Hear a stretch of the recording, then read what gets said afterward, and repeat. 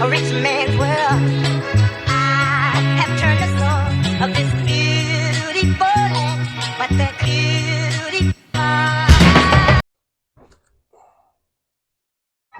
Make sure your thing is green. Yeah, it was on. Was it on? Mm-hmm.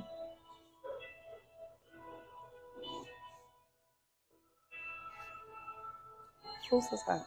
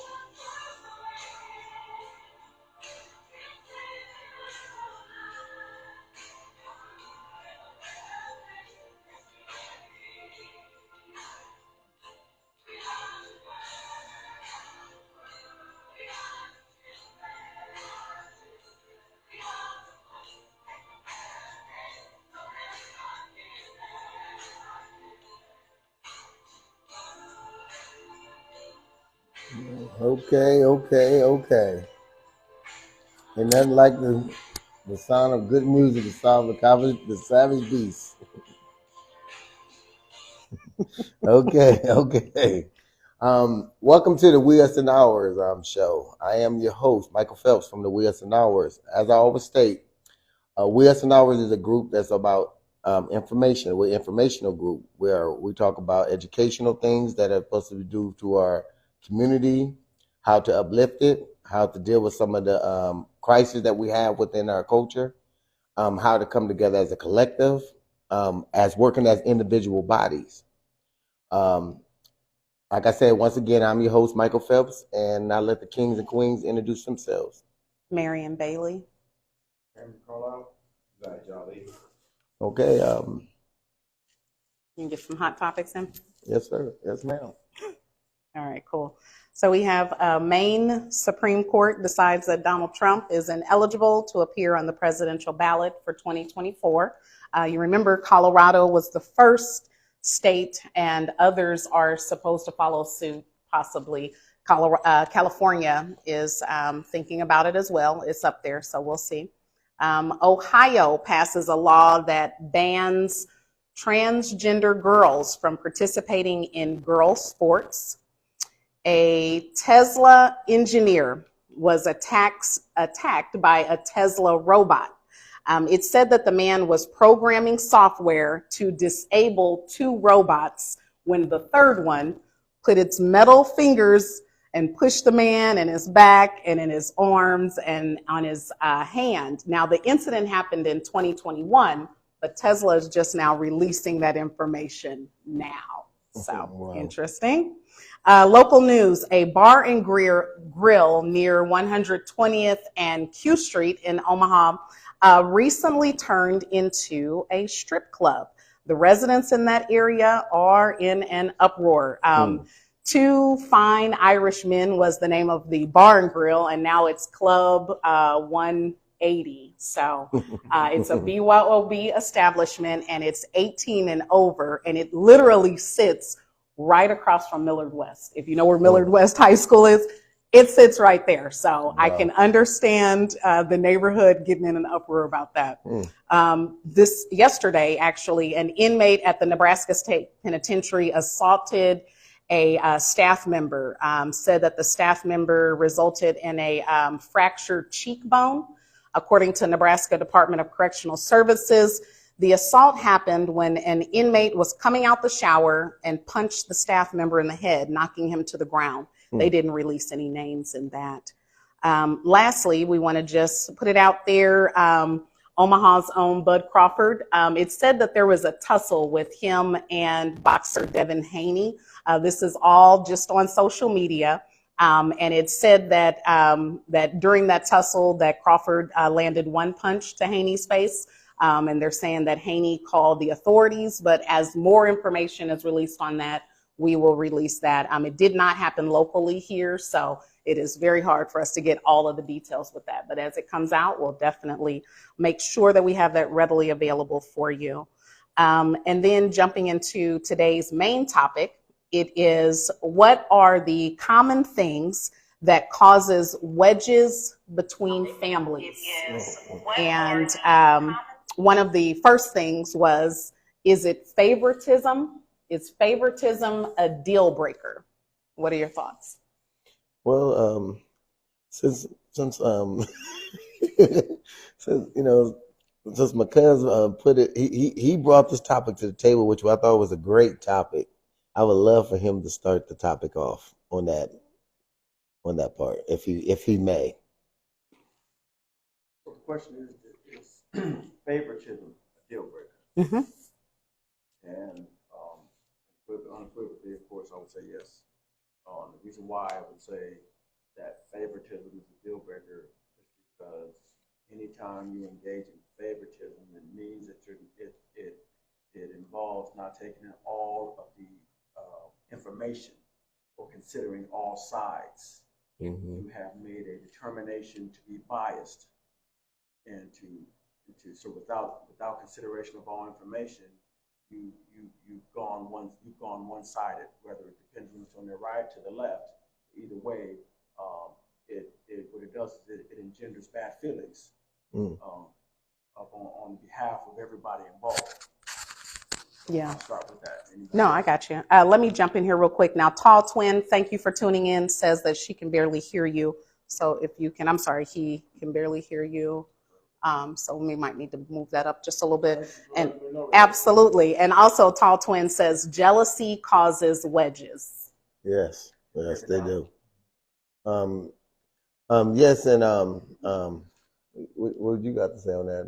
Elijah, you think favoritism causes rifts between family members? I'm at a difficulty because I'm the only child. Mm. Gotcha. And I was raised in a private school. So I don't know anything else than that. What about within a family? To thine own self be true. Mm. You know, if you can't deal with you, you don't have to be concerned about nothing else. So you start dealing with you.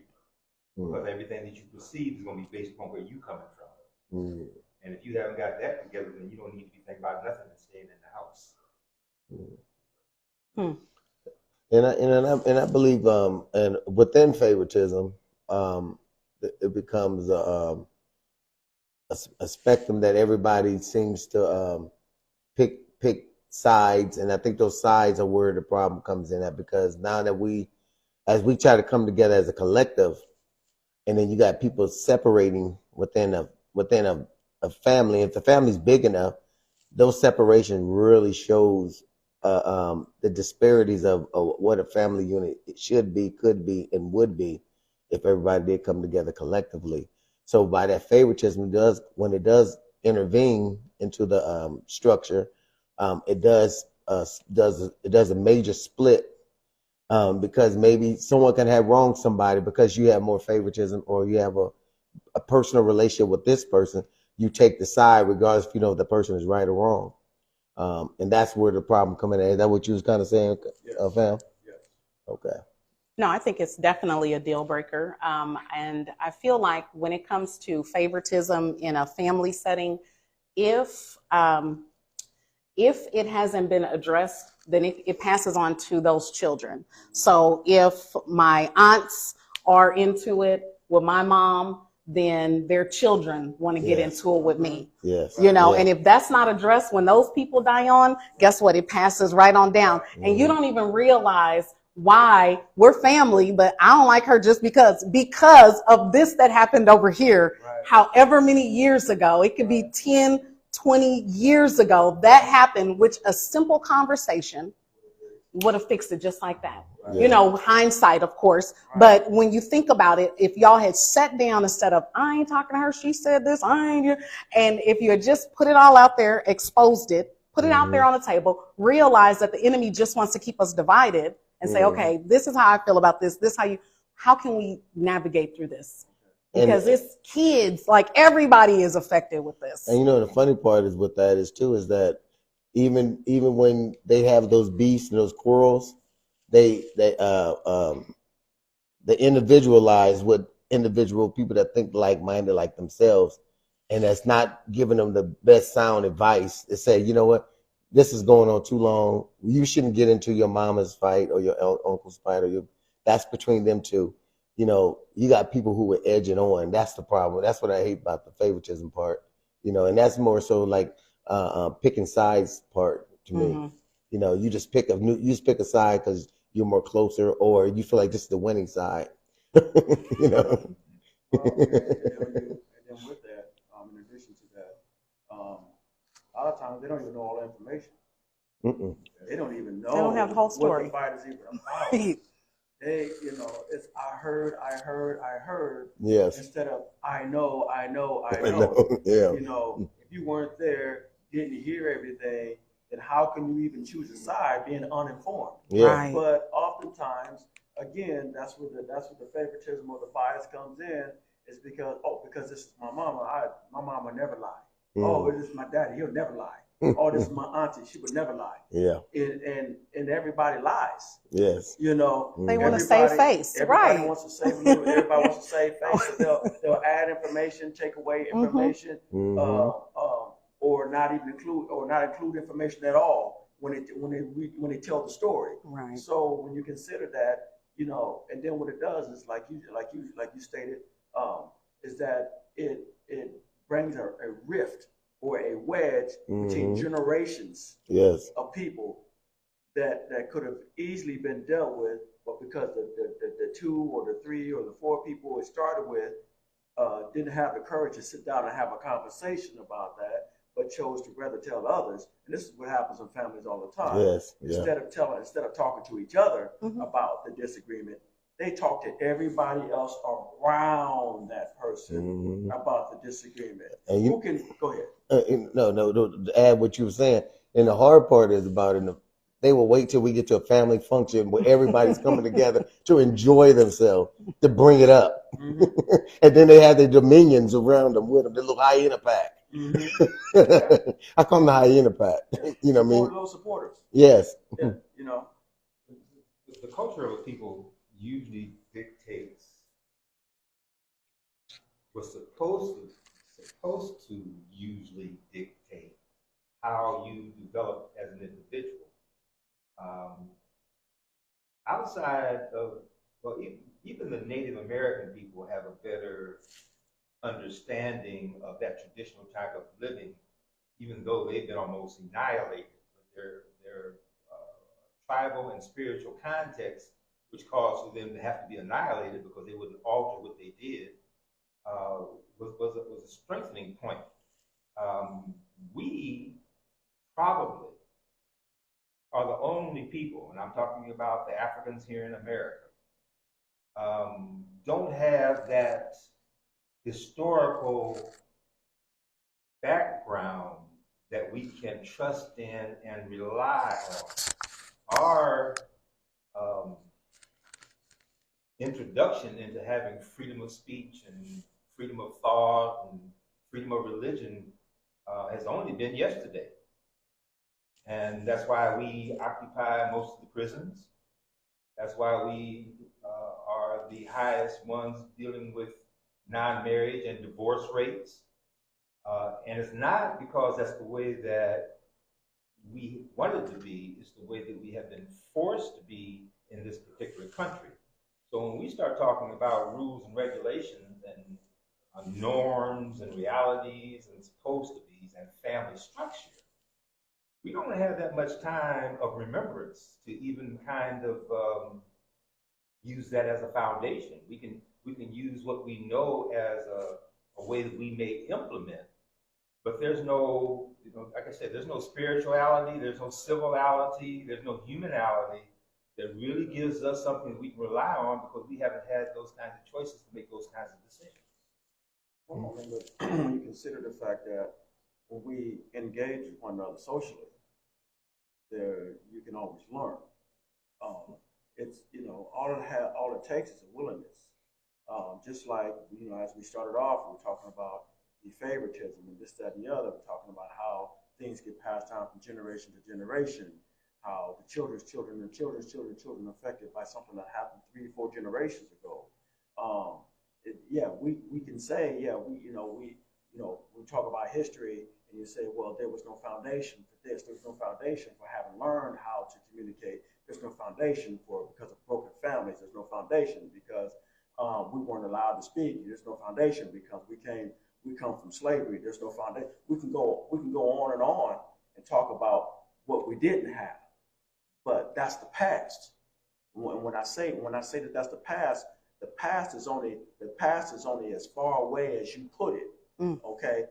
If you can continue to live your past, and as you continue to live your past, that's what keeps the past alive. That's why we have wedges in our families, because they keep the past alive. They refuse to move forward. They refuse to remove the shackles from their minds. So therefore, they stay enslaved to the past. But if they chose to remove those shackles, to forcibly say, hey, you know what? I'm no longer going to be shackled to my past. So now I'm going for the future. Okay. Now that's when those wedges are removed.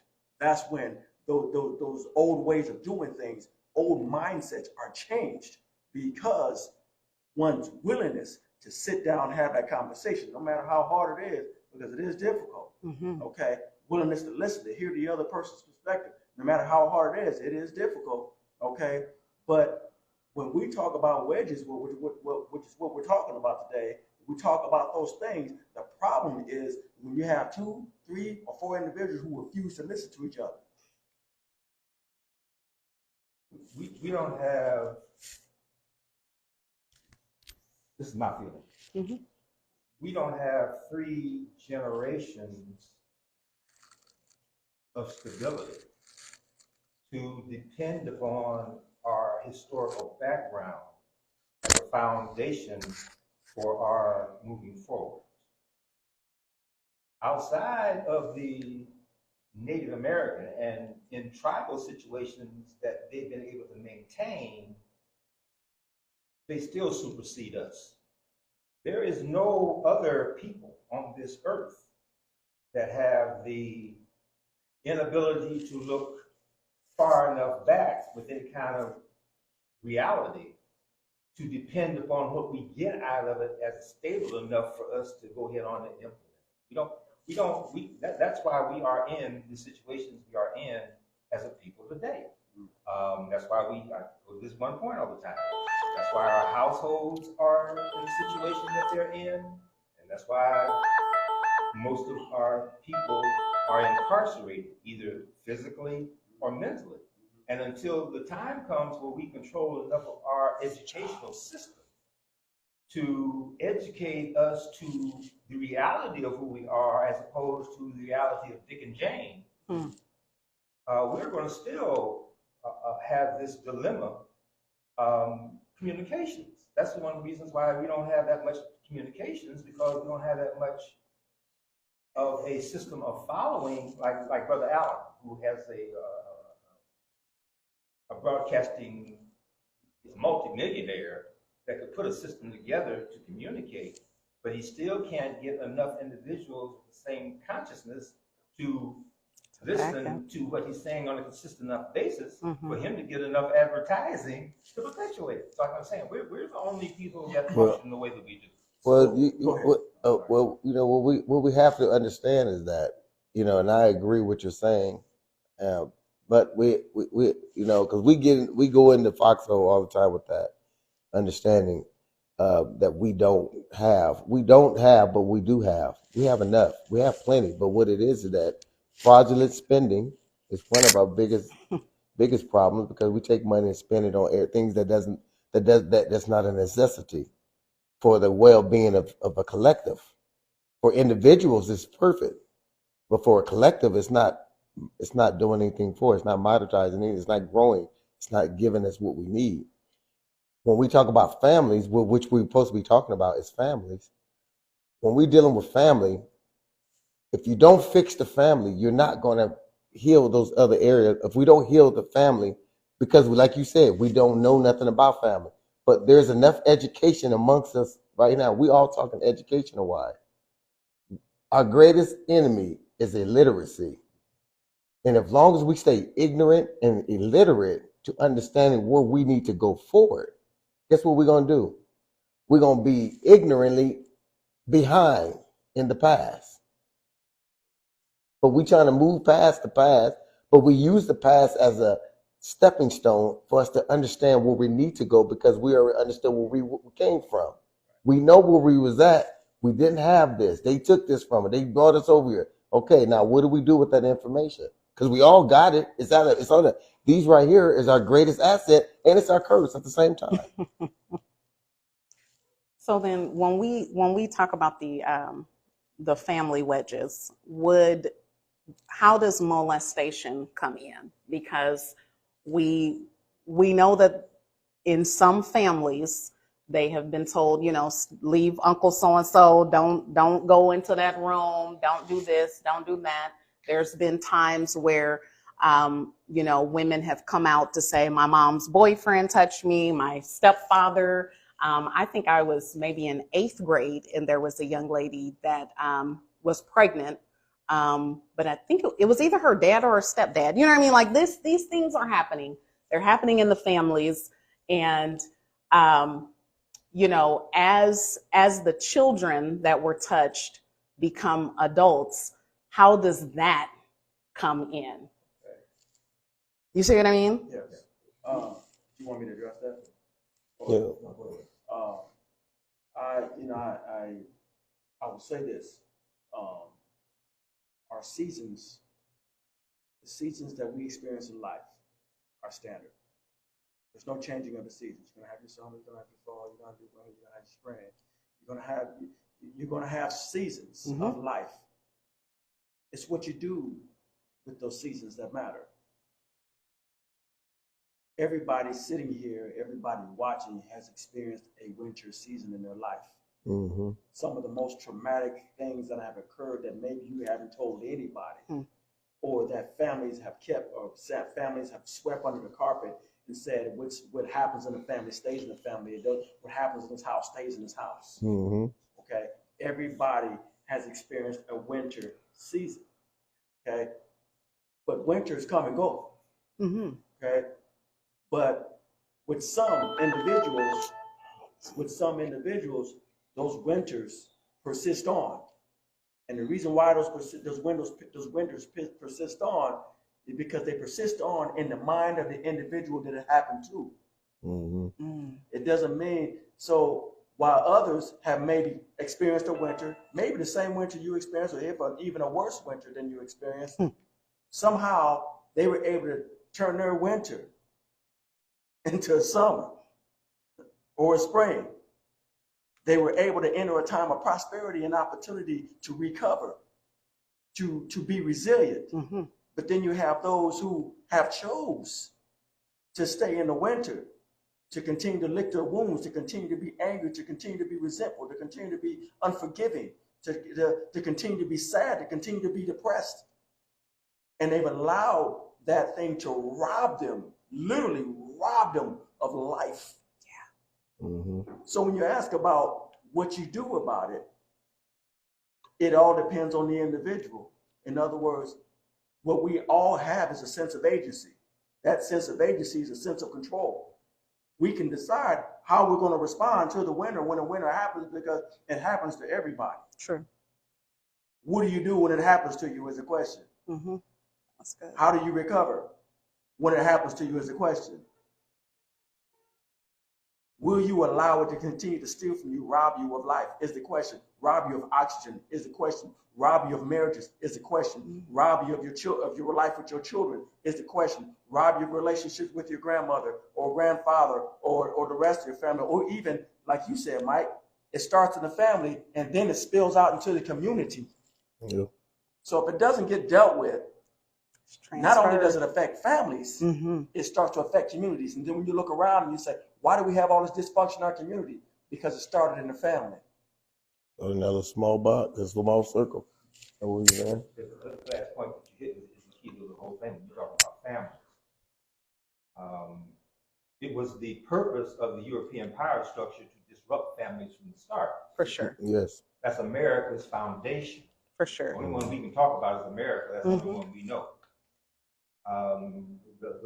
The native people, start off with them, right? That those who are left would tell you right off the bat, we're in disarray, and I don't know how long we're going to get out of disarray.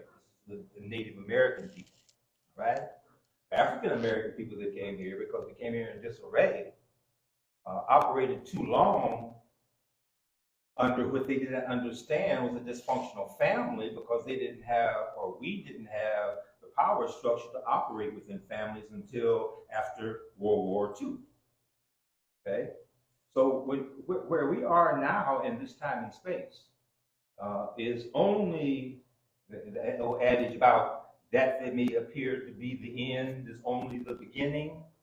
That's where we are at this particular point in time, and depending upon how we approach it. That's why when all this stuff about elections and who's going to be the head of the thing and all these other kind of things. And I think we spoke about this before about the voting, how we vote and how much of that we know about, and how much we don't know about. Until we are at the point that we really understand that we are creation's children as opposed to European property, we're going to still be in dismay. You know, in this present day and time, there's no reason in the world why we should have problems with kindergartners. Man. Okay? we can't even conceive on why there are so many African American males that are being taken out of families and put into disproportionate minority contact. I don't know if you're familiar with that term or not. Okay, that's a term that has jumped up real heavy here in the last 4 years. There's a reason why. All right, it ain't by happenstance. No, It's not. because the structure of the system has allowed for a European male or female to walk into a black household without any kind of warrant or any kind of paper, say that they got an anonymous call, take a child out of a house, all right? And if they're over 3, they don't have to use the regular means. They can put that child into a foster care, all right? They can put that child into a foster care under a European auspices who will get paid more money than they would give the mother or the family to take care of that. That's genocide. But when you hear that term, nobody wants to hear that term in this present day and time, because we want to be able to go out and say, I'm free. Being black ain't causing me no problems. Being red ain't causing me no problems. Now the Asians they doing better about being yellow might be causing me a few issues. Right. All right. Like can't buy no property, can't start no business in European things, but I can go into black populations and get huge they've been doing that. hair product operations over and above anybody else. We don't, and because of that, it's because of our family structures or the lack thereof. We don't deal with the things that are at hand. We deal with those things that we see on television as things that maybe we should look at, as opposed to turning all of that off and seeing where we are individuals in our home in this time and space, because it's so horrendous and so unbelievable that we don't think that anything can be done about it. So do you, was there some comments? Well, Steve Abram just was asking, what is the wedge made of? Well, Steve, we talked about favoritism, talked about molestation, making that up. We can jump into unforgiveness, but that wedge is quite a few things. Lack of communication we've talked about. So it just piles in. Yeah, and they come in many forms, and they chop, and they can chop in fine pieces, and they can chop in big pieces. But to go back to your point, because I like how you use time, space, but you forget one thing that should go along with that is matter. Because when someone gives up some time to anything, if it slaves you in that time, that means you open up a particular space in yourself, and then once you open up that space. Only why that space was opened up because something mattered to you while you allowed it there. That's good. So what we have to understand the things that matter to us. Do family actually matter to us? Now I want to go back to the molestation part because I wanted to answer to that. Sure. When we talk about molestation, the reason why molestation has really damaged a lot of families because it went beyond deaf ears, and as a case between mother and daughter, or father and daughter, or family and niece or cousin, the first thing what is said is you was probably being fast. They overlooked the person that was being hurt, or they didn't take initiative to actually find out the truth first, because sometimes kids can get upset and they can say something and blame somebody for something. So it's a double-edged sword there. We have to dance around a fine line on that, and because we got to make sure everybody's protected in that position. Even if it's the child, just because it's a child, that doesn't mean a child don't lie. Right. And just because it's an adult, and we think there's some behaviors that the adult has displayed, that don't mean he's going to touch the child. Exactly. So we have to be careful about certain things we do, and that's where our mental health issues kick in. And because a lot of our mental health, we just assume too much. We don't even evaluate. We don't even evaluate ourselves enough. We haven't been diagnosed or diagnosed properly. Not even we do it amongst ourselves. So we talk about a system that you talking about. They have never diagnosed and diagnosed us anything. All they did was just gave us medicine to keep us in the drug in a dormant state. So if we're gonna talk about healing, and we're gonna talk about community, let's talk about all the facts. Let's talk about the octopus in the room. How he got many tentacles, and how he's just and how many tentacles that are ours that belong to us. We won't separate it. And I like the way you worded that, Mike. And the thing that stuck out to me the most is that matter. Time, space, matter. He said one thing left out, matter. And the first thing that entered my mind was what matters to you, what matters to us, what matters to family. Does your child matter to you? Yes. See, because at the end of the day, one thing we have to realize, when we talk about children and adults, you have to realize that adults are supposed to teach children. Yes. And children are supposed to learn. Yeah. How can an unlearned child, what is an unlearned child supposed to do in a position being manipulated by an adult who should know better? Yes. Should. Also unlearned. Should know better. So I said should know better. Yeah. Okay. Because age is not equivalent with maturity. Correct. Age is not equivalent with integrity. Age is not equivalent with dignity. Okay, so because someone has less value in themselves, they look to a child because they failed in the arena with other adults their age. So therefore, now they're going younger and younger and younger and younger and younger because they're looking for somebody who's not savvy enough, or they can dominate over it, because some people look for power. Right, somebody who's not savvy enough to see their areas of weakness, right? To see their character flaws. Okay, so a door is open. Yeah. So then when a child says, "Hey, wait a minute, Uncle Bobo is looking at me crazy, or Uncle Bobo touched me wrong." Okay, or your boyfriend touched me wrong, or your husband touched me wrong, and immediately you want to jump to the offense of the significant other, whether it be a woman or a man. I don't want to, this isn't about. It's not gender specific. It's not right. specific. This isn't just about young men touching young ladies. This is also about young lady or women touching young boys. Okay, I've been down that road. Okay, so I can speak about that. Okay, so I know what happens. And I know it has happened. Yep. Okay. So that ball rolls both ways. It's on both sides of the net. But what matters to you have to look at, does it matter to you to know the truth? Yes. Yeah. Does it matter to you to get into the details? Does it matter to you to have a listening ear?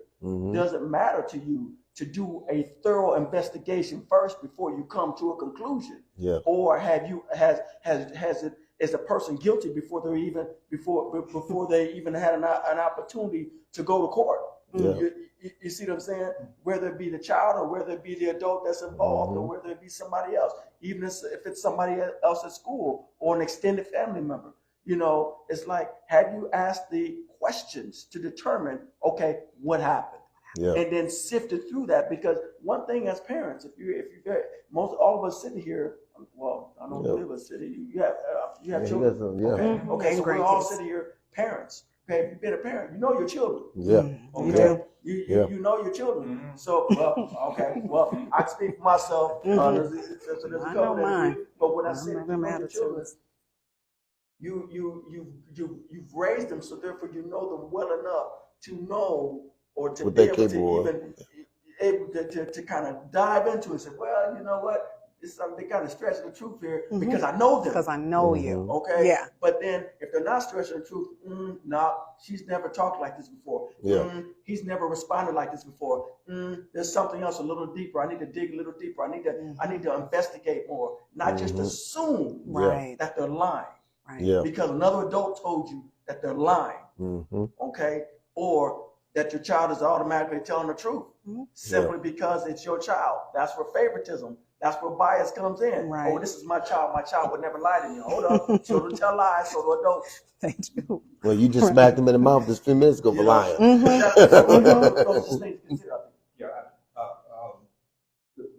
thought pattern that you're speaking of, I call that ignorance. The reason I do that is because we are so wishful and hopeful and prayerful of being equal that we have forgotten that we are not.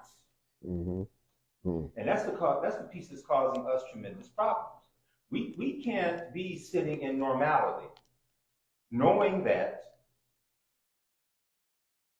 the structure of our households by design are not the kind that they read in school books. Mother, father, Dick, and Jane. Ours is not like that. Never has been, and at the rate we're going, never will be. Never will be does not include a particular generation that has reached a certain point where they think everything is okay. Mm-hmm. And by the time they realize that the schools and the structures and the curriculum that they're sending their kids to is very harmful, they will be grandparents, because we do grandparents by our women on a normality, even today at 16. Puberty don't have no understanding of us because we didn't learn what puberty really was in school. Okay, so we don't understand, and we don't understand the biological thing. All we know is that if so boss comes in and gets, well, I can't do nothing because he laid with mine because I'm gonna do this over here. All right, we still have that kind of mentality, even though I'm the second generation out of that, and y'all would be the third or the fourth generation out of that.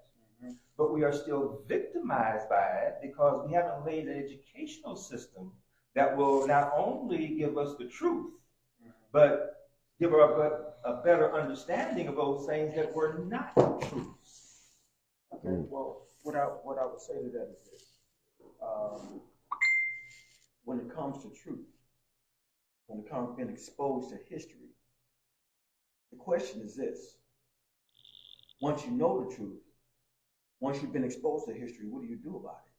Because what I'm saying is that the whole premise behind knowing the truth or getting the details, being able to reason and come to informed conclusions, because you talked about ignorance. That's lack of there's some failure there. There's a breakdown there in reasoning. Okay, when someone's ignorant, meaning they whether they haven't been given enough information or whether they've even been given the information, but yet even though they got the information, they did nothing with the information. Or it was wrong. So, or even if it was wrong information. But this is the point, though. Okay, when you realize it's like being in a boxing match. Okay. Do you fight their fight or do you fight your fight? See, when they encourage you, you mentioned it several times, we have been taught to fight their fight. But when is it going to dawn on us to fight our fight? In other words, when is it going to dawn on us to change the way we think? I don't need your permission to change the way I think. I'm going to change the way I think because I'm going to change the way I think. I'm going to take back my power. I am not going to live in your world where you tell me how to think and how I can express myself and when I can express myself and in what circumstances I can express myself. I'm going to express myself. Why? Because I have freedom, and I'm going to stand on a freedom that I have. But if I continue to live in this mindset and tell myself I can't, I won't, I will never. If I tell myself that, and I tell our viewers that, and we tell our children that, you're right, they never will. However, but if you teach them, see, the best thing that a parent can teach their child, and this is what I learned, okay? It's not how to drive a car. It's not how to deal with women. It's not how to deal with boys or whatever, the birds and the bees. It's how to think. Yeah. When you teach teaching your child how to think is invaluable. Yeah, it is. Because it costs nothing, but the value of it cannot be compared to. It cannot be compared to anything. Because when your child learns how to think, you no longer have to be that helicopter parent wondering about what they're doing, when they're doing it, how they're doing it, trying to chase them around and trying to follow them around because you've taught them how to think. But go ahead. I'm sorry. That's why I keep bringing up the point about the family structure, lack or lack thereof, and the number of men that are in prison. What you're saying is absolutely correct. The problem is that the numbers have been so knocked out of skew that we don't have a physical structure to implement time enough to do that kind of thought. Okay. Okay, Now- so go ahead. and to understand that measure, I'm just trying to where was where was our elders to give that, if because when we use words can't, will not, should not, or could not, or am not, then that has to be translated from someone who gave it, who to me sound like someone who felt like they was either defeated or depleted, or they felt like they was already conquered. They didn't got no other fight in them no more. But when you bring the young people up in here that's full of energy, it's full of zeitgeist, they don't want to hear that. They ready to go. That's why we killed most of ourselves for the last 15 years ago.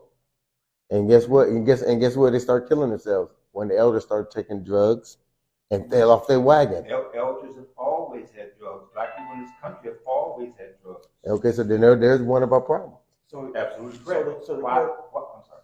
so the question is, when you know that, that's history. That's That's part of present it. day. What I'm saying is, you said even the elders did it way back then. Okay. Right. When you know your history, this is what I'm talking about. Okay.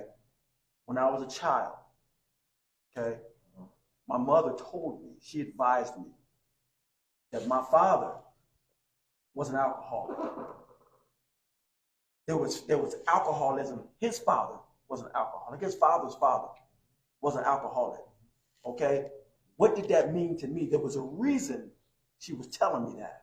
So you wouldn't be one. She wanted exactly. She wanted me to Think understand, before you and drink. she wanted me to make an informed choice. Not to do that. Okay? And what I'm saying is, again, it goes right back to what I was saying about how do we fix families? See, this is the thing.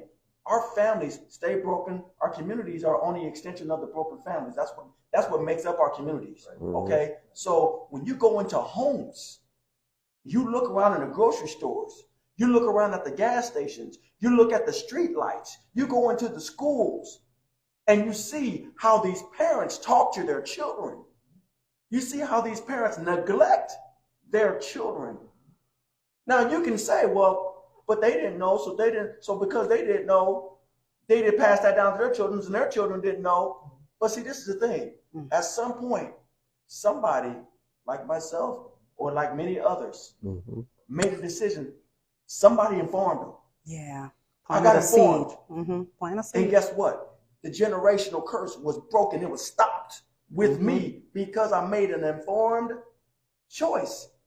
And I chose to educate myself. I chose to go a different direction. I chose to do things differently. I chose not to take the same path.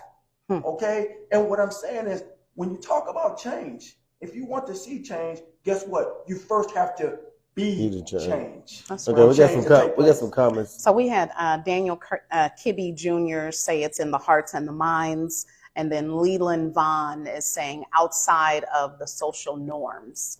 But that brings us to a couple other things that we had for the wedges, which was the unforgiveness and finances.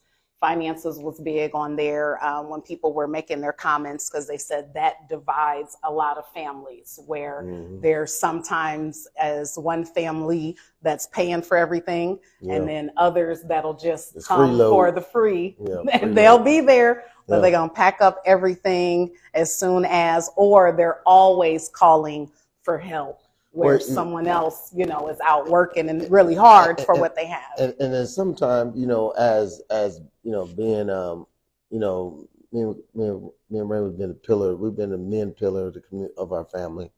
And so, a lot of time when we end up doing stuff, we end up doing more because we know that we get tired of asking. So then people, what they do, they get comfortable in that. And so I can ask myself, is it me to blame? Or is it them to blame? Because if you come, I would say it's both.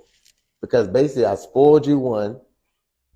Second of all, you are taking advantage of someone. So it goes both ways. Well, I guess when you consider that, I guess from my perspective, the way I see that is, it's almost like allowing somebody to stay sick. You know they're sick. Mm-hmm. You know they need to learn. You know that they can do better. If I look at you and I see the potential in you, the best thing that I can do is bring it out of you. Right. Mm-hmm. But how can I? But am I bringing it out of you by continuing to allow you to stay sick, continuing to be an enabler? No, I'm not going to bring it out of you. Mm-hmm. I'm going to let you. What I'm going to do is I'm going to make it comfortable for you to stay in that place that you're used to. Mm-hmm. This is what I've always done. This is what I'm always going to do. And that is the truth behind that. But I always looked at that, I always look at when there's a will, there's a way. Mm-hmm. And when you provide something, because no one is taking the initiative to do it, someone has to do it, and they become the sacrificial lamb. Right. So as that time comes as being a sacrificial lamb, yes, that lamb has to take the burden of everybody on his shoulders sometime. And sometimes that can be a bad thing, or sometimes it can be a good thing, because even Christ took the baggage of the world. Even Moses had to take that when he let him out. So sometimes you have to go beyond self, mm-hmm. to be selfless, mm-hmm. so you won't have to be selfish. Right. It's a fine. It's a fine line, it is a fine balance. I agree with you. It is a fine balance. And hope you can reach somebody in the process. Exactly, and that's what I was just about to get to. Mm-hmm. Because what it does is it provides an opportunity for somebody who wants to change. Yes. Having been provided the opportunity, afforded the opportunity to change. Yes. Or see the potential of everybody coming together, right. And would it benefit if I contribute more? Exactly. So it works. Like I said, it's a double-edged sword. It's a double-edged sword. Like everything is. Yeah. That's why I always use the term "to thine own self be true." And I'm in this train of thought because of some things that have been going on. I follow the Nation of Islam quite a bit. I don't know if any of you do. Mm-hmm.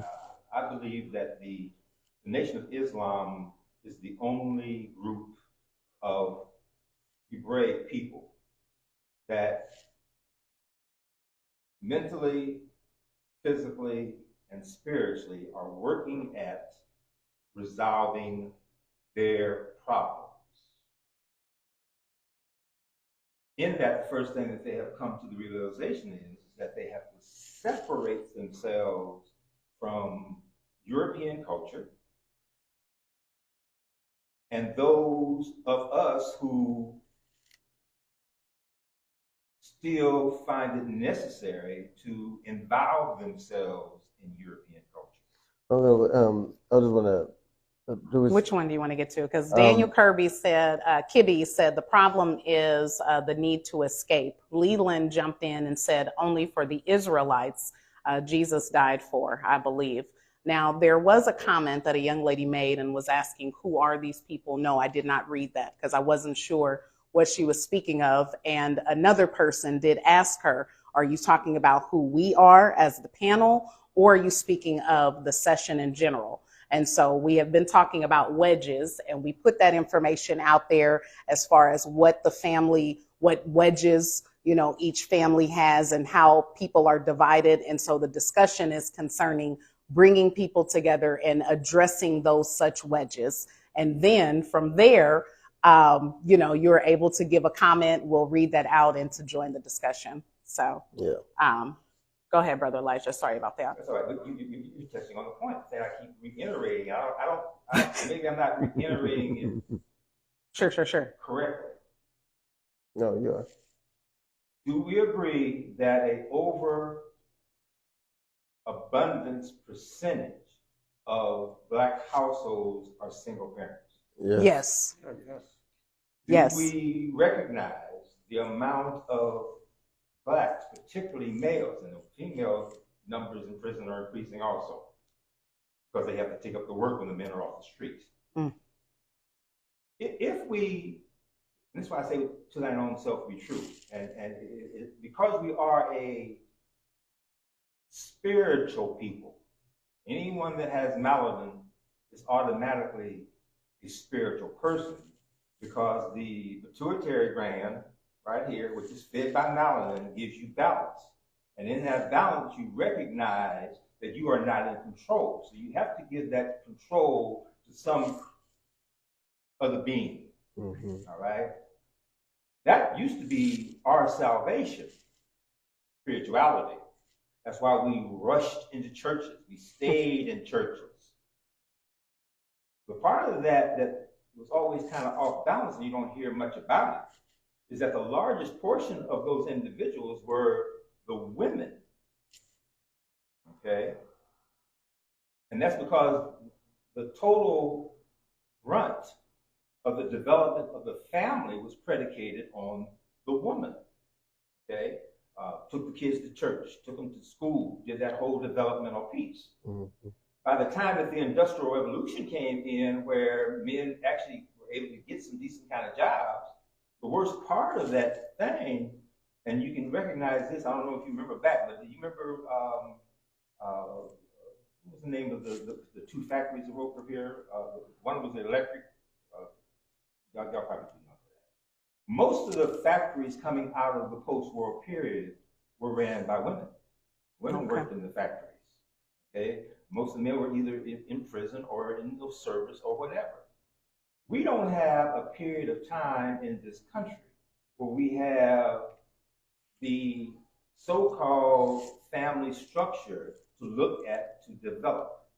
We're just not getting in this in the last couple of generations, to the point that we don't even see that as a meaningful activity anymore, all right?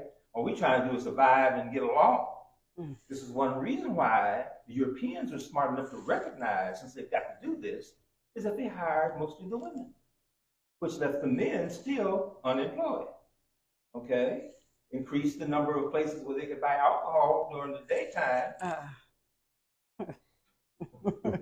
Right. You're right. Okay?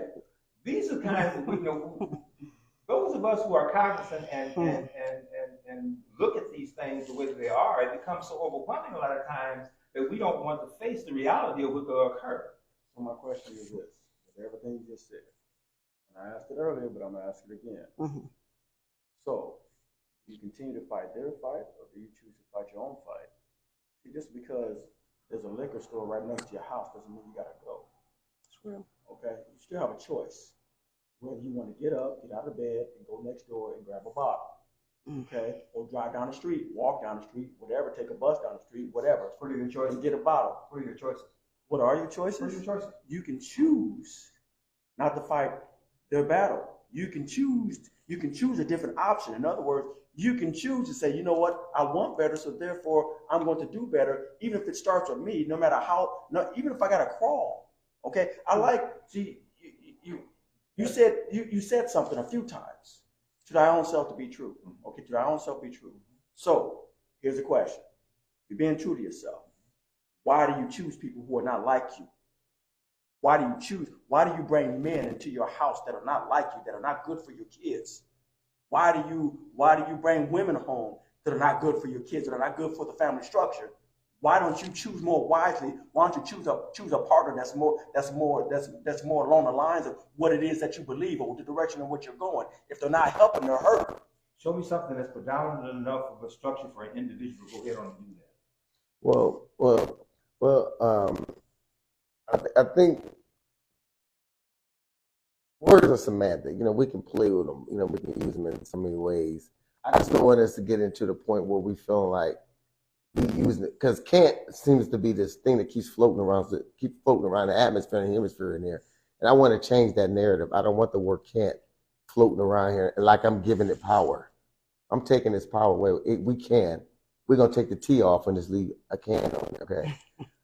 But on the reality, yes, you're 100% correct on certain aspects, because you don't have the hope, you don't have the faith and believing in the people that they have abilities to change, because you believe that they're ignorant and they have illiteracy. Everybody that walks around here shouldn't be illiterate, because you got information right at your fingertips. What makes you ignorant is if you choose. No, what makes us ignorant to make us think the way you're thinking or saying, thinking the way you're saying, is when we don't want to do it, when we know we have to do it. Everything that I say, I can prove. No, I said we don't want to do something when we know we have to do something. We have to do something now, not later. But we don't want to do nothing because everybody's thinking like you said. They just think they can't. There is no such thing. We can't do anything. We can do anything. Just the power of the will. I understand. You all right? Yeah. I understand what you're saying. That's why I keep bringing out this emphasis. I don't know if you grab it or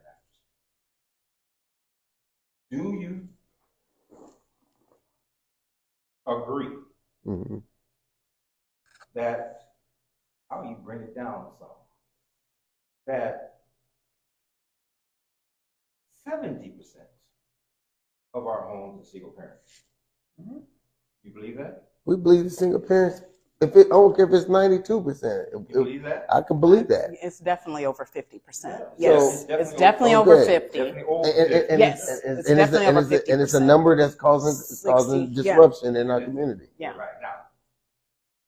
Definitely. Do you also agree the amount of particularly males, the number of females increasing tremendously over the last 20 years, are in prisons? Yes. Okay, now, with that kind of scenario, when you talk about we doing something, who are you talking about? All those who are out here got an education. If they had education, then those who are in prison wouldn't be there. That's not true. No, because show me why. Because those who like we were just speaking about the difference between favoritism, separation. Because when you start to favor, you separate yourself. And guess who they favoring? They favoring the person you said we should stop favoring. The only people we're talking about are black people. So when you say we, give me an example that substantiates what you're saying. We, me, you, us four right here. Or what? Can be the change. Okay, that's what we're talking about. Let me jump in real quick with Leland Bond that says that has nothing to do with infidelity. Cheating will lead to single parent homes. So he was speaking of the single parent home and saying that's why we have so many single parent homes from cheating. And I would like to. Well, you got a couple more comments. And then one more is Daniel Kibbe Jr., who says ignorance is to know, but choice is to ignore. So Cheating is saying that you are doing something that another person knows that you're not doing.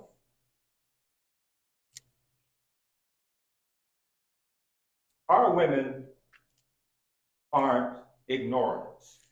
no, If somebody's cheating on them, they know. they know it.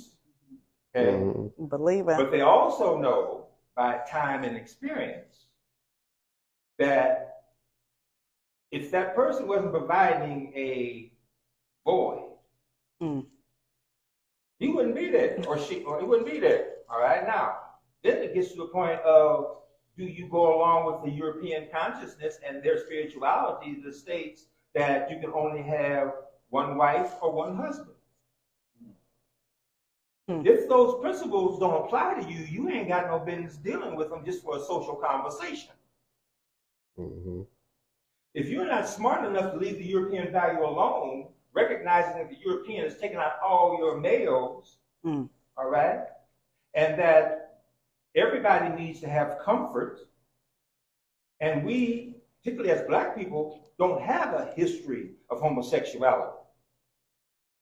Ain't never been in our essence. Europeans have been predicated on that since they're coming out of the Ice Age. They don't know any better. It's part of their existence. But because they have the newspapers, they have the TV channels, they got the radio stations. Oh, they gonna that's force the only on thing. And they have the schools. They teach us a false sense of existence and expect us to abide by it, but was smart enough to keep the school segregated up until the 70s. So now that you said who's that? They pushing that up on our agenda. They pushed that upon us. But you keep saying they pushed upon us. No, they just do it. Okay, so they just do it. Yeah. So what do we do now? Follow them. Why do we follow Because them? you ain't got nothing else to do. Wow. So you just said we rather die. You rather die on your knees. So If you don't know no better, So what I'm they hearing- educate you. I figure you just don't We know wanted no to better. sit at their what I'm hearing- tables. What I'm hearing is, correct me if I'm wrong, take the 10 count. In other words, you get knocked out, or you take you catch a good shot, you go down. Okay. Do you get up? Or do you take the 10 count? Well, first of all, it depends upon how hard The you one hit. that you No, And the second means that somebody let you up. We ain't never been. that's there right there. But Listen, ain't nobody gonna let me up. I'm going to get up. You're an individual. No, but we all are capable No, we're of not. having a sense of agency, of having a sense of power. Well, we all have choice. Obviously not. Why not? Because we make up the largest. Jenny, this is Mike Phelps, calling from MP Dodge, We make up Salem large Village. numbers of those who are. And what I'm asking, okay, here we go. Okay, even when we think about what's going on in our community today, let's talk about today. Okay, Define our community first of all. the black community. Okay. Okay, melanated we're people. killing each other. Always have. Okay, but what I'm saying is, it doesn't have to be that way. That's a choice. Right. That's a choice. Right. Okay, and Well, so if we want to complain about Well, having problems, I got to make a phone call. I'm gonna have to call you complain back on that. about, That's not an emergency. having single families. Um, We want to complain about no change taking place and not being able to get ahead. We want to complain about no money Yeah, being let in me the make a phone community, call because but I don't know if we're that's deemed killing each for other. us to go. Then we want to talk about I'll having call to back go and to get that. Let prison me and make a having phone call real quick. okay. What the question is? Thank Are you. we doing everything that we can do She's not to answering stay the out? phone. In other words, what I tell our young people this all the time. Okay, if somebody wants to slam a door in your face, make them earn it. Don't give it to them. Don't give it to them. Okay, see that a lot of our black young men and black young ladies don't understand that right there. Why?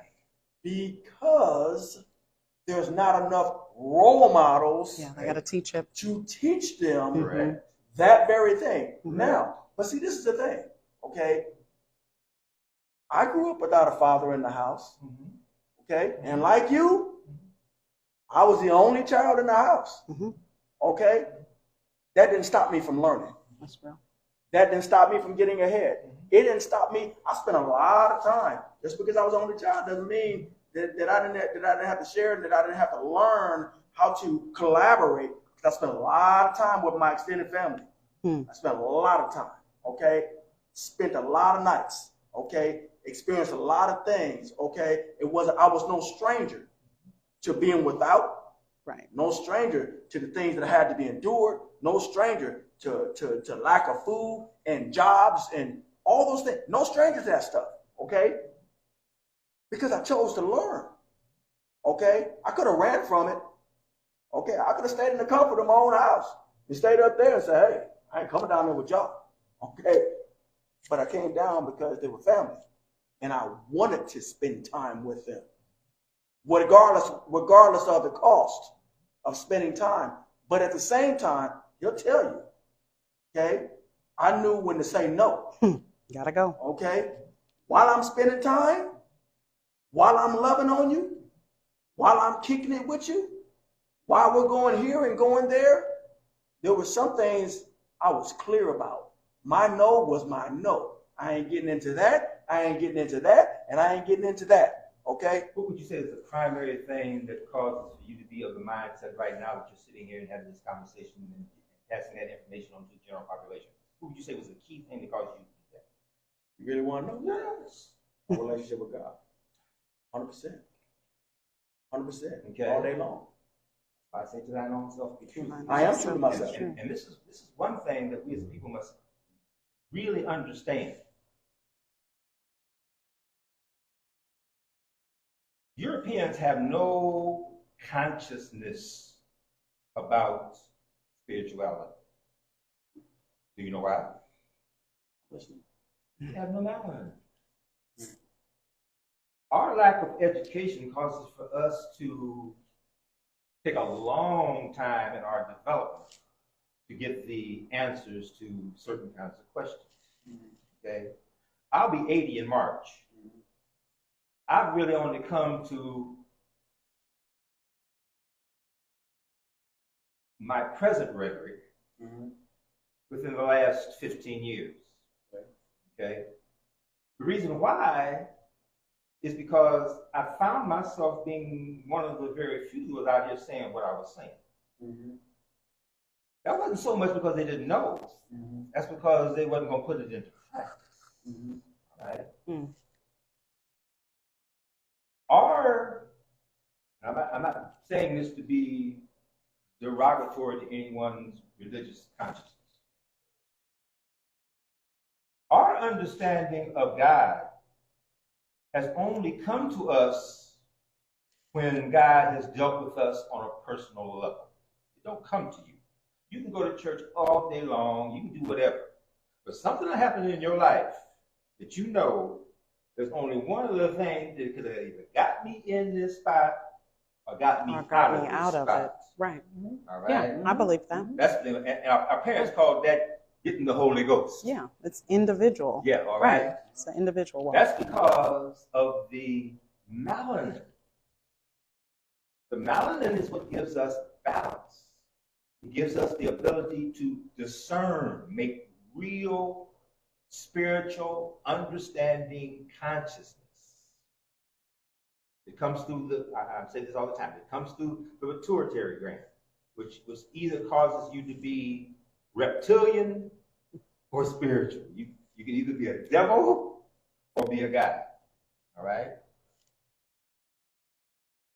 The reason why we do these kinds of things, in most cases in mine, because I know the severity over a long period of time of removing falsehoods and making truths much more clear. That's why I spent years in developing communication lines, radio stations, TV stations, all this, which after a period of time now becomes the arbitrage. I do relating to television. Okay, why? Because that controls all of that, which are Europeans, don't have that. They don't have the ability to discern. The only thing that they have is the ability to conquer, control, and enslave. And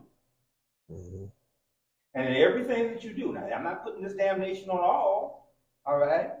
I'm saying that the powers to be, those who orchestrate, okay? So you're saying so what you're saying, I'm trying to piece that in with the topic. So what you're saying is that that's one of the wedges that we still have in us.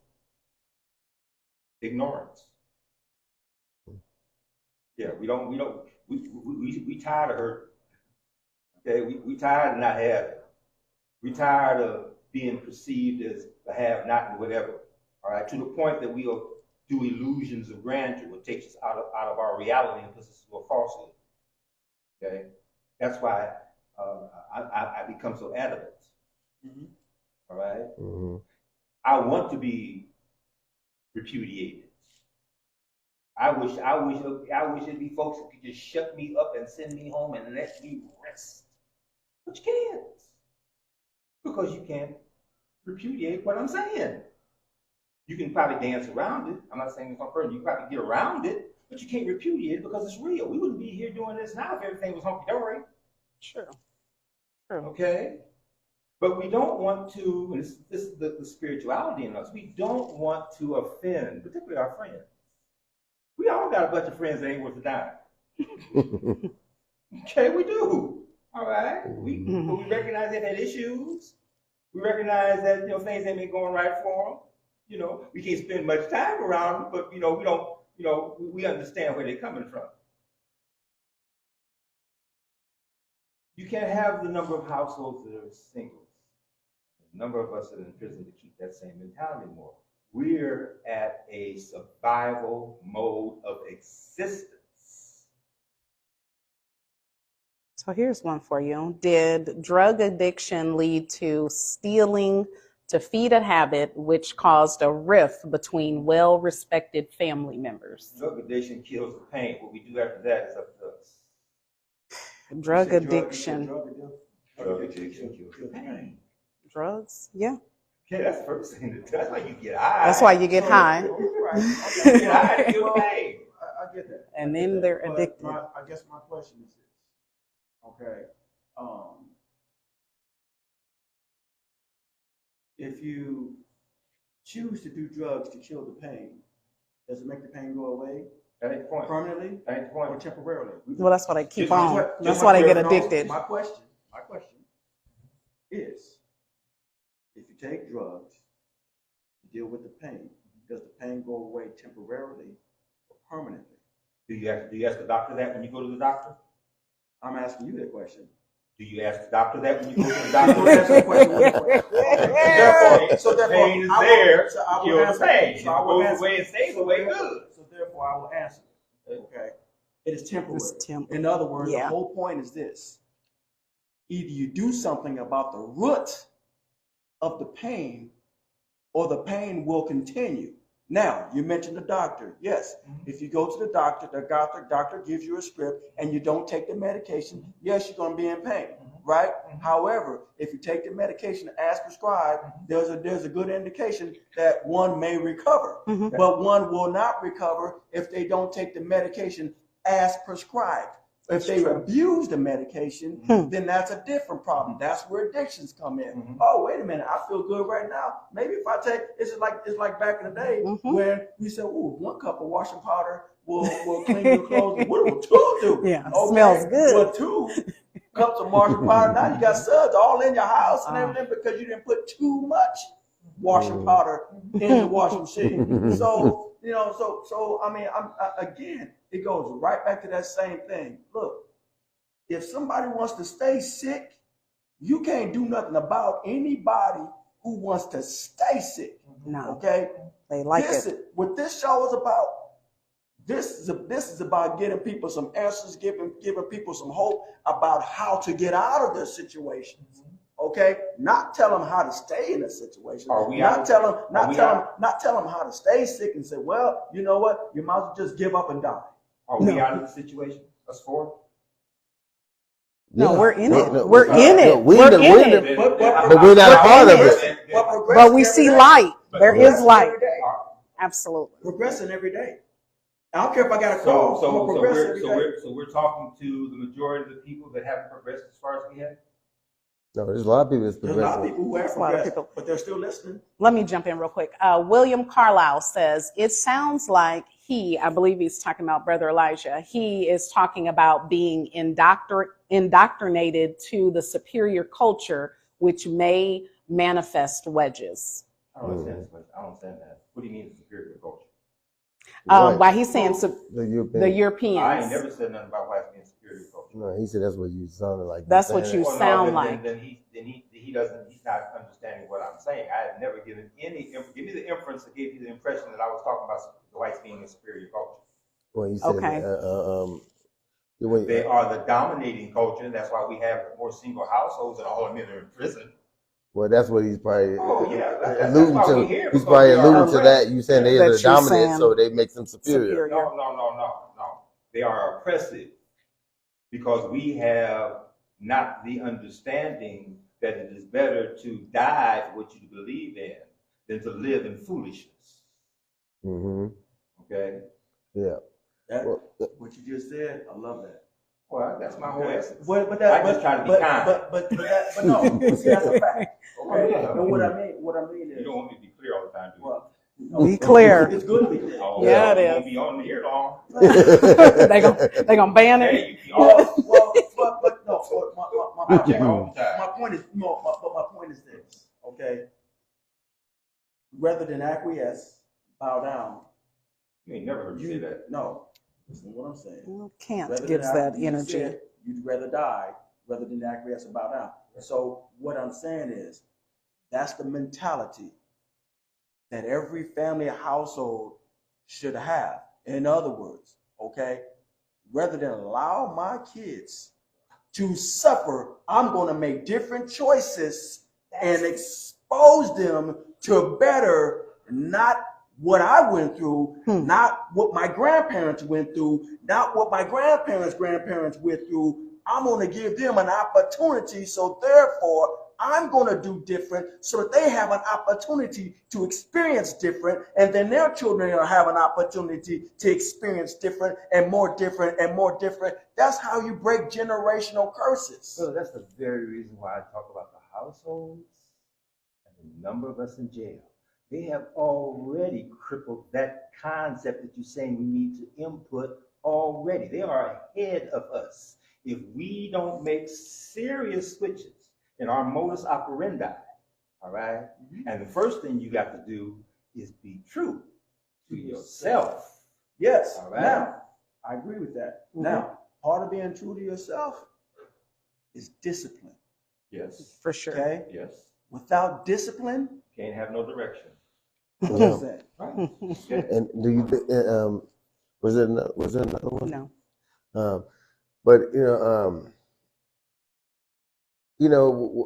we have we are living in. I'm saying, and I'm just saying this from my experience and my own. I work in elder complexes, and I can see why some of the kids are messed up just by the interaction that I see amongst them, especially amongst women.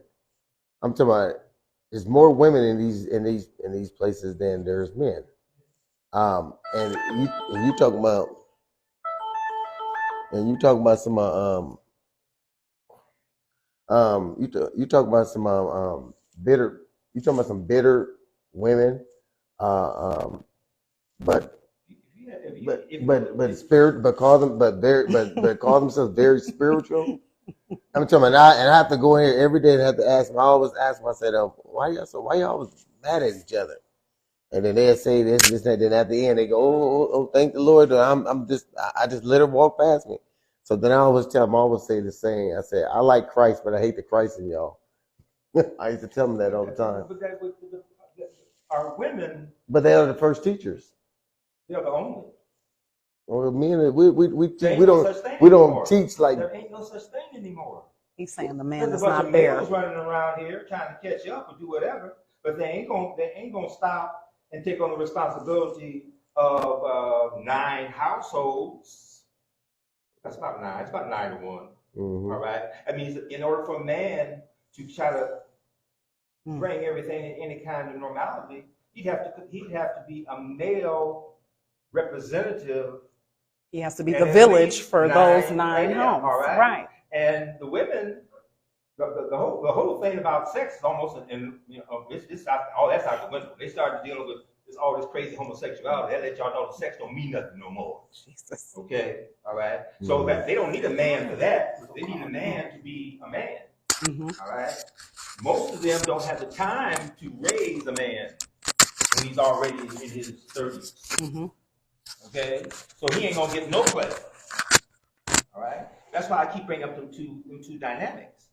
We are in too much of a crisis situation to try to deal with our situations in any form of normality. The first thing we've got to do, and this is why I keep bringing up the piece about the Nation of Islam. The first thing that we have got to do is leave Europeans alone. So get this.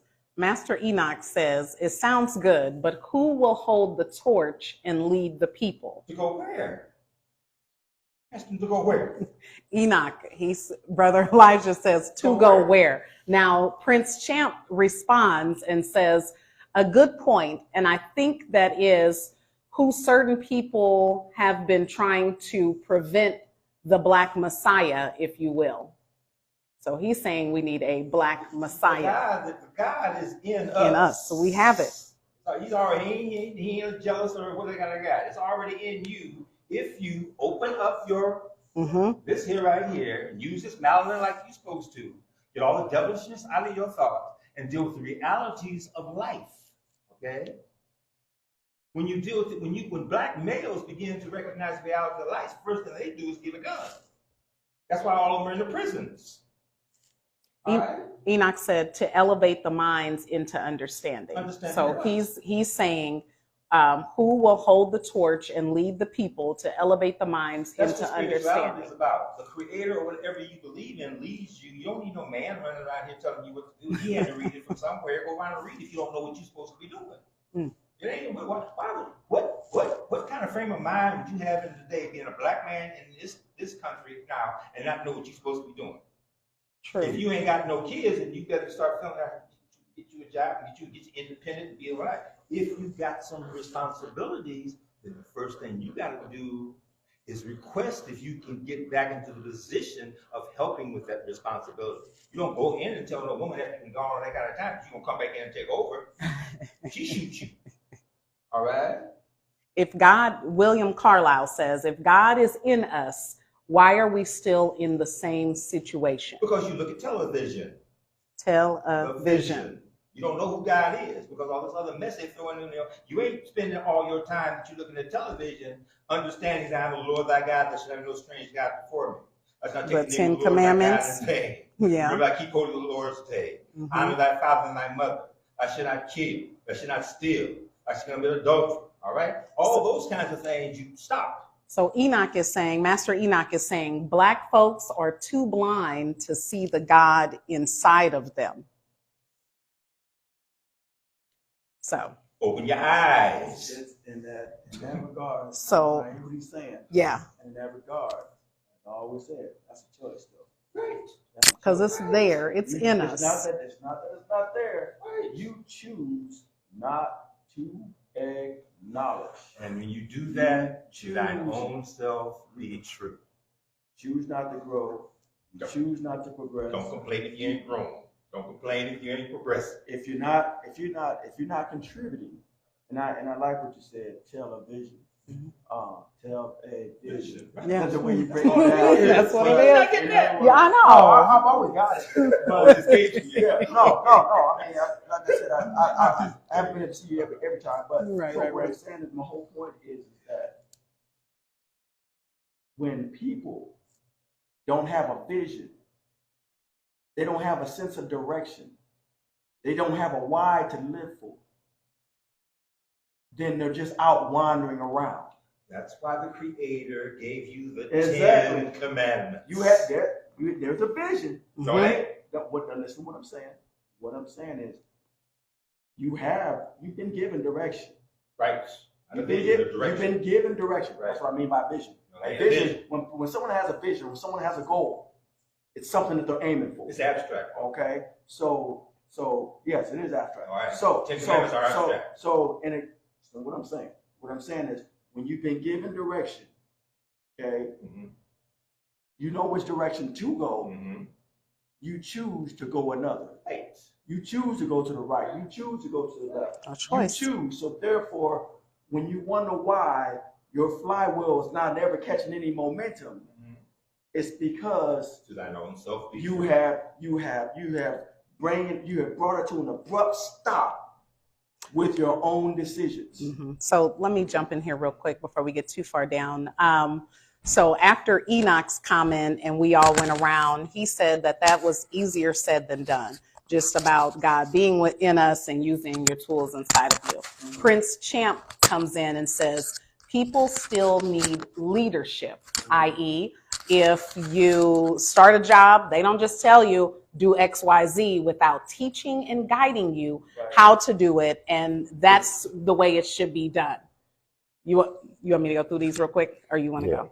No. Okay, go ahead. Let her finish the comments. No, finish the comments. Finish all of these? Yeah. Okay, so then Daniel Kibbe Jr. says, do all things with love, then you are God manifest in the flesh. Enoch says, in words, because I'm not going to say it, in words, choose to party and BS. A couple people agreed with that. Even William Carlisle said, Master Enoch, it is easier said than done. Enoch also says they have no vision because most have no clear purpose. And then there was one more comment that says let's see here, in words like to party and BS. And then Daniel said, and that's where it starts, mind and body. If you think better, you do better. And Sharice is jumping in. I'm not being disrespectful.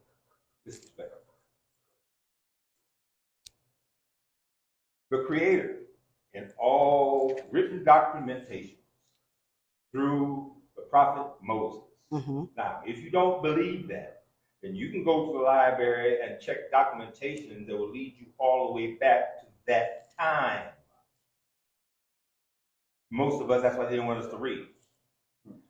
The 10 Commandments were given to us as a guideline. Yes, sir. Yes, sir.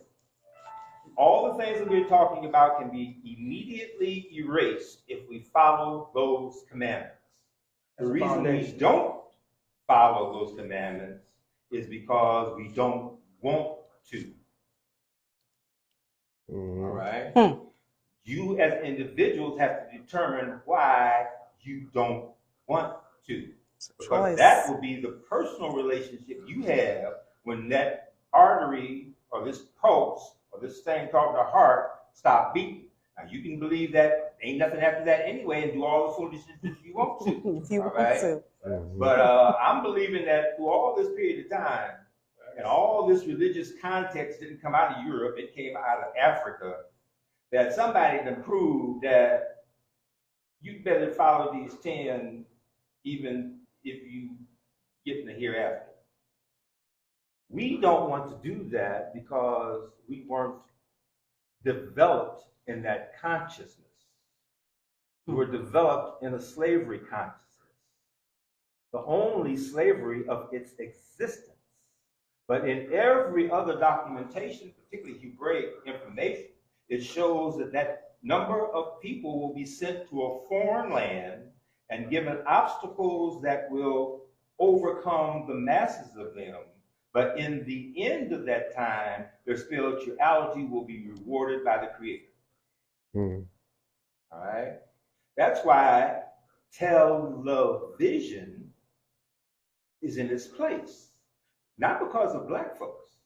It's because the number of Europeans who also have lived this life and have lived it with a disadvantage, and that is one, not having any melanin, but being in close proximity. That is the real first reading that you'll run into, and you got to really dig to find it, to find that the equation that caused the breakdown of slavery was predicated on, after 300 and some years, particularly the European women recognized that the spirituality that they recognized in us had to have some validity to it. And they began to alter their home structures to that. Because of television, though, they messed it all up and got, all of the kind of crazy messed into it. But you got to really dig into black writings to really find out the things that really caused it. The spirituality that we had brought about certain kinds of miracles that could not be dealt with. 95% of all equipment that was used in slavery were built by slaves. All right? Mm-hmm. That had such a profound effect on the women, the white women. Before the men, they just get the job done. It was the white women that began to recognize that why is it that he, under all these conditions, could build this plow to make the job easier for him, and my husband is still out there digging with his hands. Yeah, we got some comments. So Master Enoch said, we are created to be servants, slaves, to be obedient to the Most High. We are to serve the Most High in order to be in harmony with the universal law. Right. We had to use the term too, universal law. Yes. We ain't the only thing that operates like this, and we're getting to the point that we're going to find that out pretty soon. Yeah. Everything else is obedient to God but man. Yeah. But to go back, because there was one that we was talking. There was one I remember on one of the subjects was, what about what family members have taken their children's Social Security, identity, and anything, and put bills and stuff in their names, and now these children in debt because the ignorance of their parents. That's a wedge. that throws a wedge in the children and the parents as they get when they get older. Yeah, but you look at it this way. It's like trying to give an irresponsible person money. Mm. Okay, Mm-hmm. doesn't matter how much money you give them. If they're irresponsible, they were broke before they had money. They're gonna be broke even after they get money because their mindset hasn't changed. Right. So when you have a parent who has bad credit, then they turn around and get credit in their child's name, then they ruin their credit. A choice. Because again, bad choices. It's one thing when you're trying to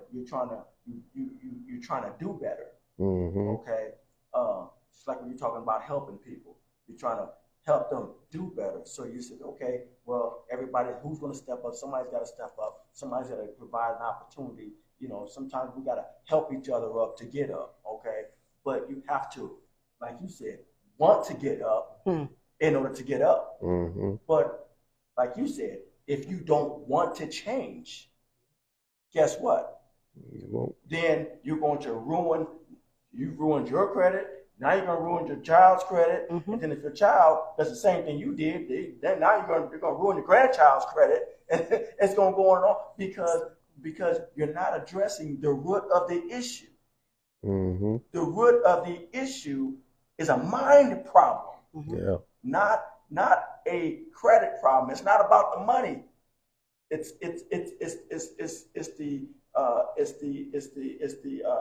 the failed reasoning or the misuse of resources. Mm-hmm. Mm-hmm. That's the root of the problem. And until you fix that, Yeah.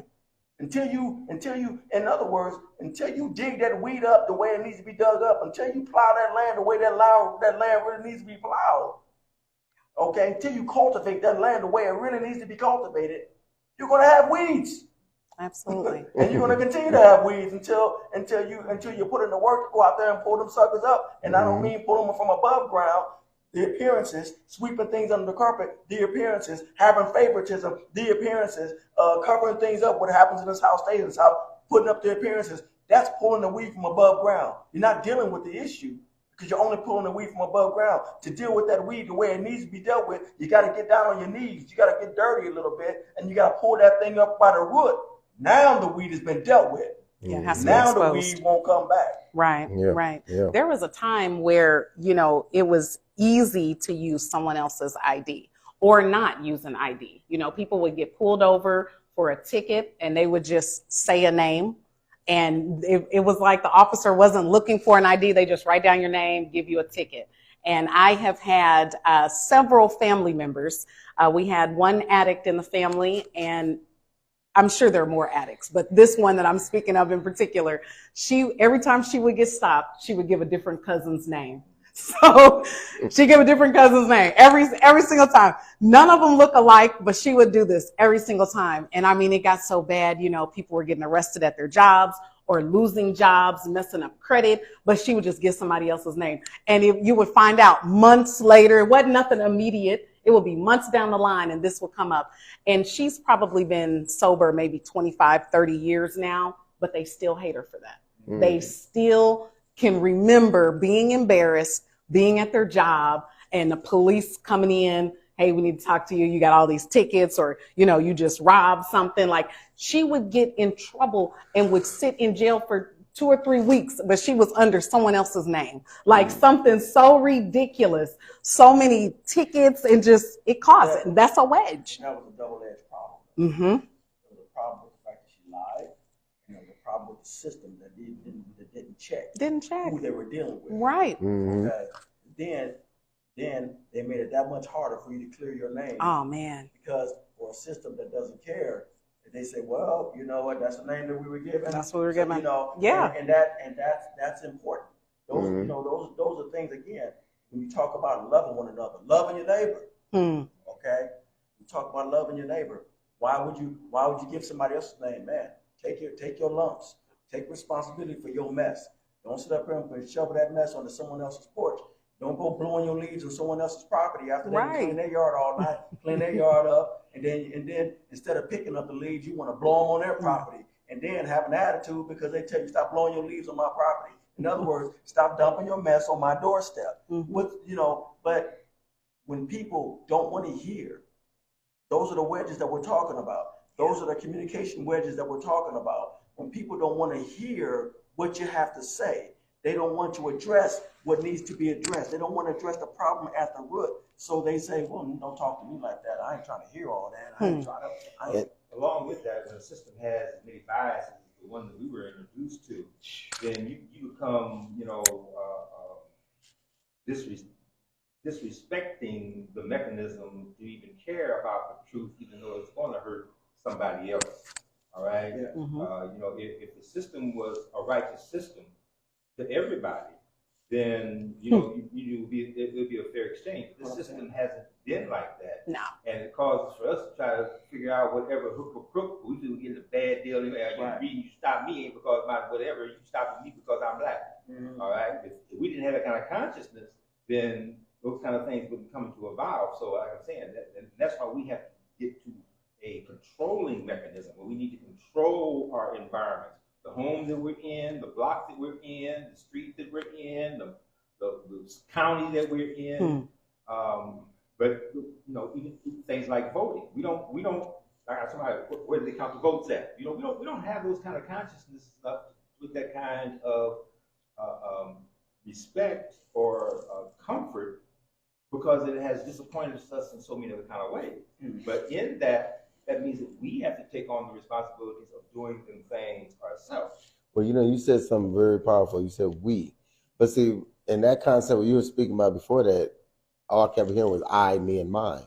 Because most of the time when I was thinking about only me, and I'm only thinking about my situation or my issues, guess what happens?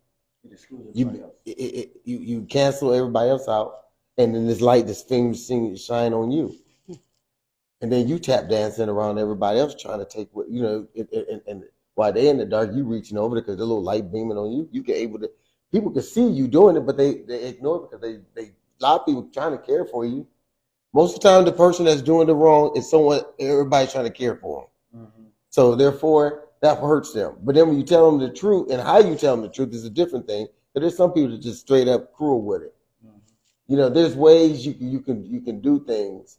They say there's more than one way to skin a cat. Mm-hmm. And I believe when we're dealing with each other, there's more than one way to skin it, to help each other. Because sometimes you have to tear somebody down to build them back up.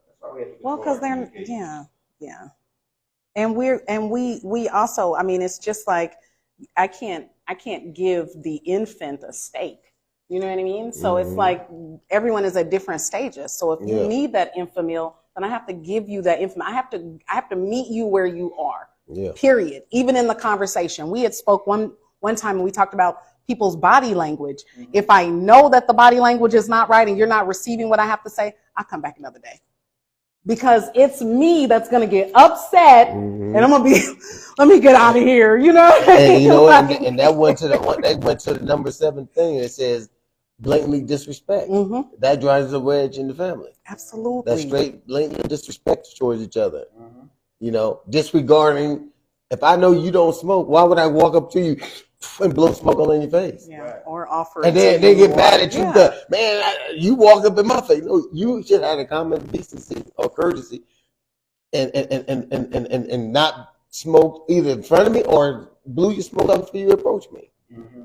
And be shameful. Like you should be ashamed to be or doing feel guilty, or at least feel some type of guilt that you did something you didn't mean to blow it in their face. Don't get hostile with them. That's blatantly disrespect. Then you go wonder why we got a wedge between us. That's why education and communication comes so in. We have to control those mechanisms of communications that we have, so that we get information that is pertinent to us, and they still constantly try to keep us from that. Brother Brian Allen. I see that as just absolutely unbelievable. Here's a person that's a multi-billionaire. Got 3 or 4 units, and because he's communicating to the people, they're trying to figure out every way in the world to stop this man, as opposed to helping him do the kind of production that shows the depth of the intent. Keep us ignorant. Well, we know this by all the Bill Cosby when he wanted to get the network, CBS network. Now all of a sudden all these truncative charges came from 30 years ago. You know what I mean? And put him in jail for 30 years ago. He was probably a child. Maybe he was a man, but just like Paul said, when I was a man, when I was a child, I behaved as a. He wasn't young when when he came to an adult situation. He got older and started to realize the things he was doing was not conducive to the will of God. When he thought he was doing the will of God, he was prosecuting the Christians, and he thought he was well. But then when he got to that point of when knowledge actually hit him, and wisdom took forward and sprung out of him, he started to realize because the heavenly high pulled his coattail, and guess what ended up happening? He was blind, but he truly was starting to see.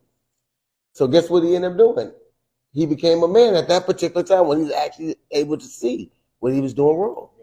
Because the wrong, when you say he was doing wrong, that's still predicated on wrong being a universal consciousness, not an individual consciousness. He ain't did nothing else than Europeans ain't did 20,000 times over. What he did wrong was use his money to show the example that money will get you out of problems. What they had to do then was to show him that you can't do that. But that didn't. No, I ain't talking about him was doing wrong. I was talking about Apostle Paul. Yeah. I'm talking about Bill Cosby. He's on. No, he's I was on talking Apostle Cosby. Paul. Oh, well, you said Bill Cosby. No, I said Bill Cosby first. Then I Oh, led. you tied it all in. I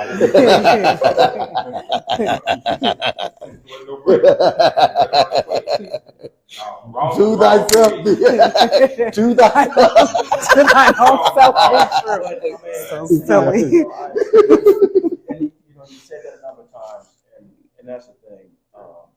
I like that. I like that. To thyself be true. Because the point is that when it comes to value, self-value, you cannot and should not allow others to steal your value. Yeah. Mm-hmm. Lower yourself to their level.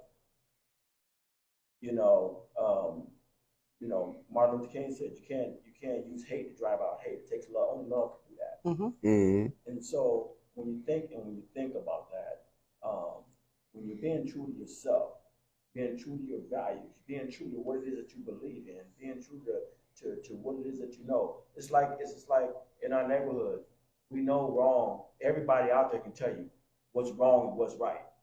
Okay? They know when they're being mistreated.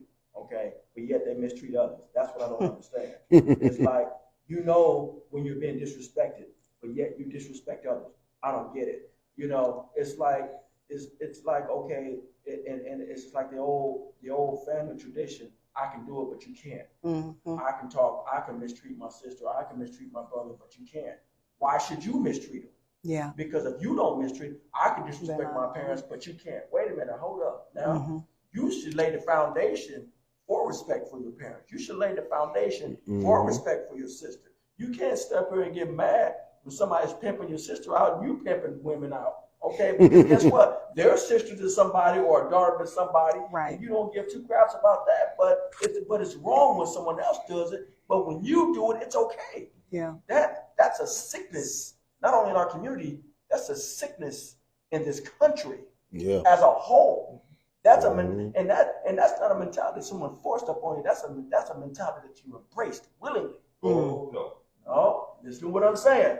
What I'm saying is you have choice to, when you know wrong, okay? Even back then, you can go all the way back to slavery day. They knew wrong. Wrong was wrong and wrong was wrong. When you took someone else's wife and slept with her, you knew it was wrong. Okay? They knew it was wrong when the slave masters took their women and slept with them and had kids on them. They knew it was wrong. They knew what it felt like, knew what that pain felt like. But yet, where they learn wrong from? But hold on a second.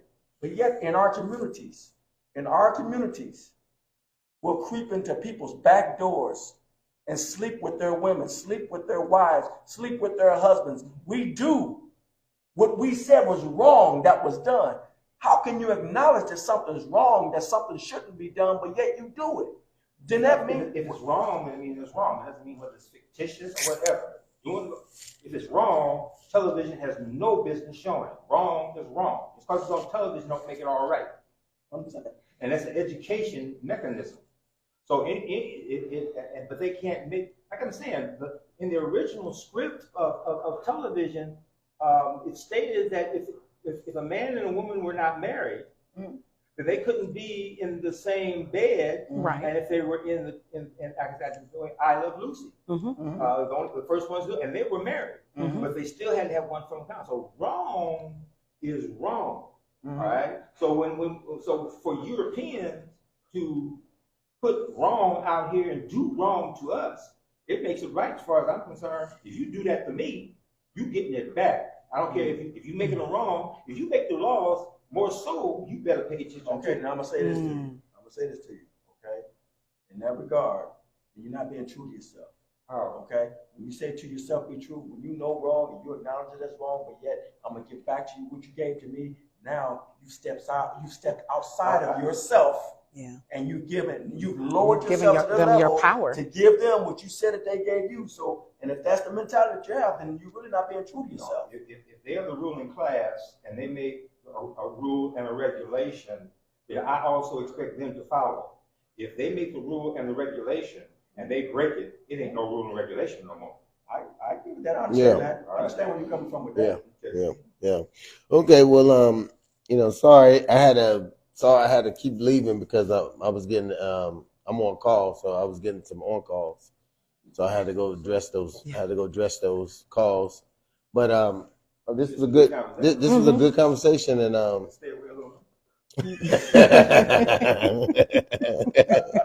the elder told me to stay out of this, stay away from the podcast. It did better without me.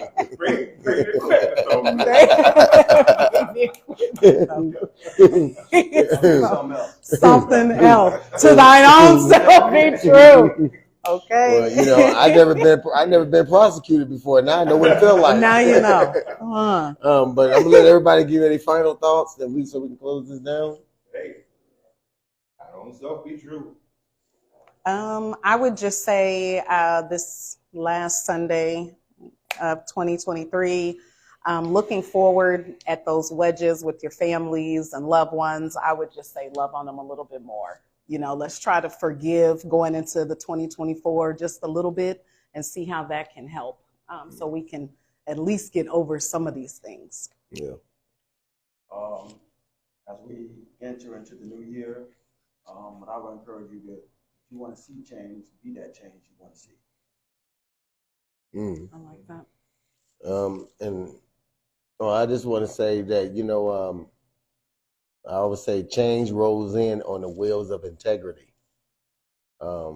Many of us want change, but I don't know if we comprehend what that is consists of.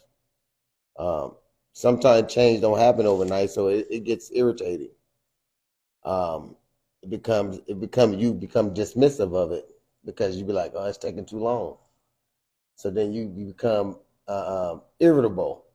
So guess what? Anybody that comes up to you and try to implement something that you've done before in the past and you're trying to change, you'll be irritable by that because you're upset. And that can draw a wedge. You got to understand, some people only know you for where you was until they understand where you are. If they don't understand who you are right now, they only know you from where you was. So give them time to, just like I took you time to elevate and to change, give them time to recognize that change. And that's where I think that's where we all at right now. Because I remember everybody used to say to me I was so mean, they didn't even want to deal with me. And then now all of a sudden I'm the people's champ in the family, you know what I mean? But before that, you remember they did not like me at all. But he was the only one that could deal with me, but everybody else couldn't deal with me, But I just want to say, but it took some time for me to change, right? You've seen that. So it took a long time. But I know they can probably remember me where I was, but I guarantee you they're going to really know me where I'm at and where I'm going. So I just want to say that, just remember that, let's keep we, us, and ours in our vocabulary, because I think that would change us from the I, me, and mine. But don't forget, I is needed, but it has to incorporate we for a change to come, for the things that he said that we can't do. What he's saying we can do, but he's saying we can't do it because we're looking at it right now where we're at and trying to change it. So that's what he's saying when he means we can't, because he wants y'all to open your eyes to see what you can do. All right, we, us, and ours. Peace. a rich man's world. I have turned the soul of this beautiful land, but the